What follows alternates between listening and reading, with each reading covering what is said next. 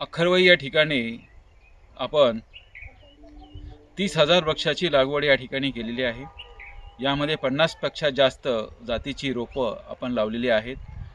मात्र मागील 15 जूनपासून पाऊस उघडल्यामुळे या ठिकाणी आज आम्हाला टँकरनं पाणी द्यावं लागतं।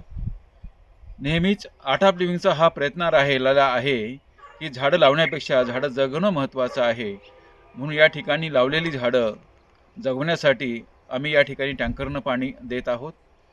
या ठिकाणी आत्तापर्यंत जी 30,000 झाडं लावली आहेत, याच्यामध्ये खूप सारे फळांची झाडं, औषधी वनस्पतीची झाडं, ऑक्सिजनची झाडं या ठिकाणी लावण्यात आलेली आहेत। आणि या ठिकाणचं जे रोपवन आहे, येत्या काळामध्ये वन विभागाचं लातूरकरांसाठी हा एक ऑक्सिजन हब असणार आहे।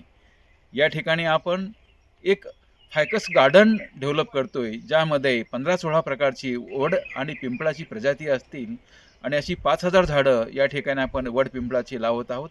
सोबत आपण या ठिकाणी विविध गावातील रायवळ जातीची आंब्याची लागवड या ठिकाणी मोठ्या प्रमाणात करत आहोत।